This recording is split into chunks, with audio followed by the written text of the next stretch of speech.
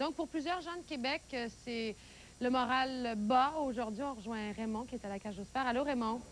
Raymond, on constate ça un peu partout, hein, cette ambiance-là. Oui, c'est un gros lendemain de veille, si vous permettez l'expression, aujourd'hui dans la région de Québec, José. Les gens, comme vous l'avez dit, ont encore un goût amer dans la bouche suite à ce qui a été annoncé hier. Un goût de défaitisme, peut-être. On entend des gens nous dire, bah, c'est rendu plate à Québec. Il n'y a presque plus rien maintenant que les Nordiques s'en vont à Denver. L'hiver va être long plus que jamais et froid aussi. Mais ce qu'il y a de bizarre dans tout ça, c'est qu'au moment où c'était encore le temps de les sauver, les Nordiques, de les garder ici à Québec, il n'y a à peu près rien qui a été fait. Il n'y a presque pas eu de mobilisation, à part quelques petites manifestations timides. Et ça, je pense que c'est inquiétant pour une région de la taille de Québec, 600 000 habitants. Et Raymond, d'ailleurs, vous allez en parler avec deux invités qui connaissent bien la région de Québec. Absolument. On a avec nous aujourd'hui, ici à la Cage aux Sports à Charlesbourg, l'éditorialiste J-Jacques Sanson du quotidien Le Soleil, et également M. Lucien Richard, un homme d'affaires bien connu de Québec. On va leur demander si on avait les moyens dans la région de Québec de laisser partir les Nordiques et aussi s'il n'y a pas ici une espèce d'absence de leadership. Merci beaucoup. Merci, Raymond. Là-dessus, la météo avec Claude qui nous parle d'une fin de semaine de soleil, enfin.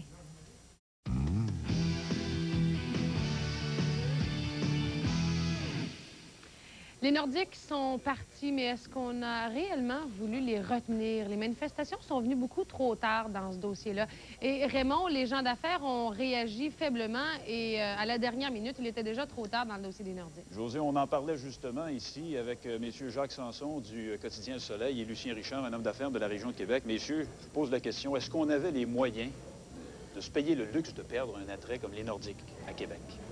Non, c'est une perte majeure parce que un pavillon international comme celui que représente une équipe de hockey dans la Ligue nationale, où sont représentées les villes les plus importantes aux États-Unis, qui génèrent une publicité incroyable dans tous les plus grands médias en Amérique du Nord. C'était pour une ville qui compte sur l'industrie touristique pour remplacer l'activité économique que le gouvernement du Québec ne génère plus. C'est évident que c'est une perte majeure, c'est une perte énorme qu'il faudra chercher à remplacer de quelque façon, parce que tout le tourisme, toute la visibilité qui était procurée à Québec, elle est perdue. Avant hier, on les avait, les Nordiques. Comment se fait-il que personne ne s'est levé pendant que c'était encore le temps de les garder, les Nordiques, pour dire « Hey, wow, minute, là, ça nous prend ça, puis il faut le garder ». Bien, je veux dire, je rejoins un peu ce que M. Sanson vient de dire. C'est une perte immense pour la Ville de Québec. Je pense que dans ce dossier-là, j'ai pas l'intention de dire, bon, mais c'est de la faute de un ou de l'autre. Mais je pense qu'il y a manqué de leadership dans ce dossier. L'attitude parfois grossière de M. Aubu n'a pas aidé. L'attitude de M. Lallier non plus n'a pas aidé. Mais mis à part ces deux gars-là, que ce soit Jean-Paul Lallier ou Marcel Aubu, il y en a qui disent on n'aime pas Marcel Aubu, on veut rien savoir d'investir dans les Nordiques. Mais il n'y a pas quelqu'un qui aurait pu dire je me fous de Marcel Aubu, je veux les Nordiques à Québec, alors je fais quelque chose. C'est évident qu'il y avait un conflit de personnalité, ça c'est très clair. Mais passons au conflit de personnalité. Écoutez, vous avez dans la région de Québec les ministres les plus influents au sein du gouvernement Parizeau. Vous avez le ministre de la Santé, c'est le tiers du budget du gouvernement du Québec. Vous avez le ministre de l'Éducation, c'est presque autant que le budget de la Santé. Vous avez le ministre de la Justice. Avez-vous entendu ces gens influents-là? Ils sont supposés être des leaders d'opinion. Un ministre de la Santé, c'est pas juste responsable de la santé des Québécois, c'est aussi quelqu'un qui est très important, qui est une personne clé dans un gouvernement, qui représente la région de Québec. Les avez-vous entendus au cours des derniers mois? Les gens se sont lavés les mains de ce dossier-là. Il y a eu un manque de leadership incroyable. Il y a un manque, moi, je dirais, à la suite de ça, c'est... On dirait qu'à Québec, on manque de fierté. On manque de fierté totalement. Pourquoi on n'a pas... Pourquoi M. Aubu... bon, ils ont encaissé le million, le fonds FTQ, tout le monde, c'est parfait. Mais Bronfman à Montréal, quand il a vendu les expos, il pouvait les vendre quelques centaines de millions de dollars à une franchise américaine. Il a dit non, si les Québécois veulent l'acheter, c'est 50 millions ou à peu près, là. Pourquoi ils n'ont pas fait ça, les Nordiques? Ça a été fait à Winnipeg également. Bon, alors pourquoi il n'y a pas eu ce rassemblement? Bon, vous donner un autre exemple, juste un petit aparté.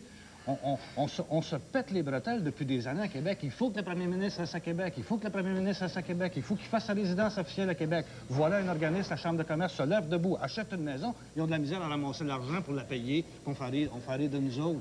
Alors, je pense que Marcel Aubu, quand il faisait ses déclarations via son directeur des communications, qui traitait tout le monde, puis André Jolicoeur de ci, puis de ça, il aurait dû présenter des choses. Pourquoi ils n'ont pas fait des actions publiques? Pourquoi il n'y a pas eu 200 000 actions de vendues à 1 000 $ l'action? Ça aurait fait 200 millions. Hein? D'après vous, ça aurait permis de sauver l'équipe? Bien, ça aurait permis. Je veux dire, il n'y a pas de mobilisation au Québec. On dirait qu'on laisse passer le train. Puis, tu sais, je veux dire, quand M. Lallier, puis je veux dire, c'est un bien bon gars, M. Lallier, je l'aime bien. Mais quand il vient dire sur la télévision nationale, là, moi, je suis juste un petit maire de campagne. Mais là, on fait Villars en Alice. Puis moi, ça me met, excusez-moi, en crise. Je veux dire, pourquoi qu'on laisse tomber 600 jobs, qu'on laisse tomber 50 millions de retombées économiques, qu'on laisse tomber toute cette visibilité internationale que ça nous donnait dans 15 ans, dans 10 ans? La Ligue nationale va être élargie en Europe, va avoir 60 équipes à travers le monde. Puis nous autres, à date, ils ne m'ont pas prouvé qu'ils ont perdu de l'argent, les Nordiques. Hein? Pourquoi qu'on n'a pas essayé de s'asseoir vraiment là, pour essayer de trouver un consensus? La proposition de M. Parizeau du gouvernement du Québec était tout à fait honnête. Hein? Monsieur a toujours refusé d'ouvrir ses livres, puis bon, aujourd'hui, il vient dire, bon, ben, tu sais, quand ça allait un meeting avec le premier ministre, une demi-heure d'avis, là, faut le faire, hein? Vous avez parlé du maire Lallier, vous avez parlé des ministres du gouvernement du Québec, de la région de Québec, qui sont des gens influents, ils ont des gros budgets. Mais comment se fait-il que... comment se fait-il que la population ne les pousse pas à agir?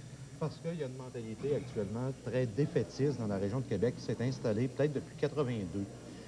On assiste à des compressions budgétaires année après année. S'il n'y a pas de crise d'emploi plus élevée à Québec, c'est dû strictement au secteur public, mais les gens ont adopté une mentalité conservatrice parce qu'il n'y a pas d'augmentation de salaire. Les gens sont inquiets, sont insécures.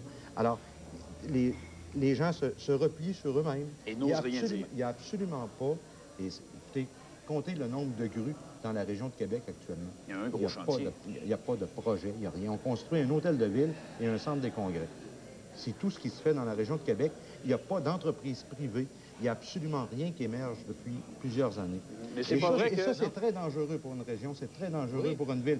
J'ai utilisé souvent l'expression dans le soleil, Québec est en train de devenir un gros Trois-Rivières. Je ne veux pas insulter les gens de Trois-Rivières, mais c'est ce qui est en train de se produire actuellement. Messieurs, le temps nous glisse entre les doigts. On se rate-t-il? Qu'est-ce qu'on fait à partir de ça? Parce que c'est pas vrai que lorsque quelqu'un se lève et propose quelque chose, on lui tape sur la tête et on lui dit, tiens, toi, non, ici à Québec, on a une façon de voir les choses qui est vraiment des fois déplaisante, qui est vraiment choquante pour des gens qui font la promotion de projets. On écoute toutes les hogs, tu sais, les psychologues, pas les psychologues, mais en fait, tu sais, ceux qui n'ont rien à dire, qui ne représentent personne, mais eux autres, on leur donne une grosse attention, puis on laisse faire ceux qui veulent investir, qui veulent faire de quoi. Puis je calcule que pour Québec, en tout cas, je veux dire, ceux qui disent là, que la perte des Nordiques, là, c'est pas grave, Québec existait avant, puis va exister encore demain.